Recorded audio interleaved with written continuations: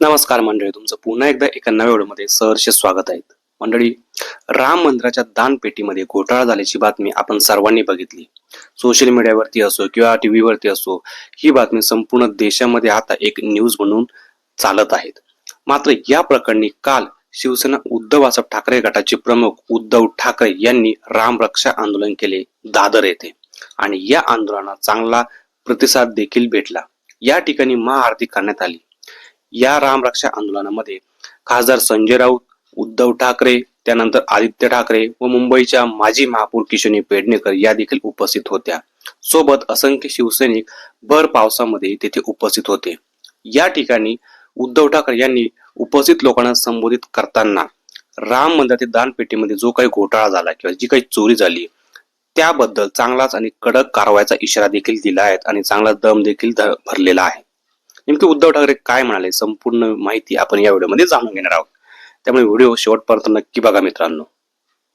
यावेळी उद्धव ठाकरे असं म्हणाले की आम्ही कडवट हिंदू आहोत, मात्र आम्ही भोळेबाबडे हिंदू जरी असलो तरी मूर्ख अजिबात नाहीत. तुम्ही जय श्रीरामच्या घोषणा देऊन त्या ठिकाणी अयोध्येमध्ये राम मंदिर बांधलं, मात्र त्या मागचं जे योगदान होतं हे तुम्ही स्वतः घेतलं आणि ते योगदान होतं शिवसैनिकांचं. मात्र राम मंदिर ज्यांनी कोणी लुटलं त्यांना हिंदू अजिबात आता माफ करणार नाहीत असं देखील ते म्हणाले व त्या लोकांना चांगलाच कडक इशारा देखील उद्धव ठाकरेंनी यावेळी बोलताना दिला. पुढे उद्धव ठाकरे बोलताना असे म्हणाले की शिलापूजन असेल ते आम्ही केलं, रथ यात्रेमध्ये सहभाग असेल तो पण सहभाग घेतला, त्यानंतर कार सेवकांनी जो काही किंवा जी काही स्वतःची रक्त सांडली ते देखील शिवसैनिकांनीच केलं.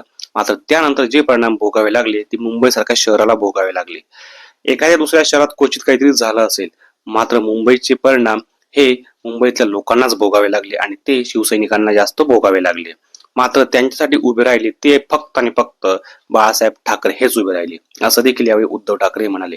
परंतु ज्यांनी कोणी आता राम मंदिर लुटायचा प्रयत्न करत आहेत किंवा लुटत आहेत त्या लोकांना कडक इशारा देखील उद्धव ठाकरेंनी दिला व असे म्हणाले की आता अब हिंदू तुम्हें माफ नाही करेगा, अशापर्यंत त्यांनी चांगलीच विरोधकांना सुनावलं. मंडळी, व्हिडिओ जर आवडले असेल तर शेअर नक्की करा. चॅनलला सबस्क्राईब नसेल केलं तर चॅनल सबस्क्राईब पण नक्की करून जा. धन्यवाद.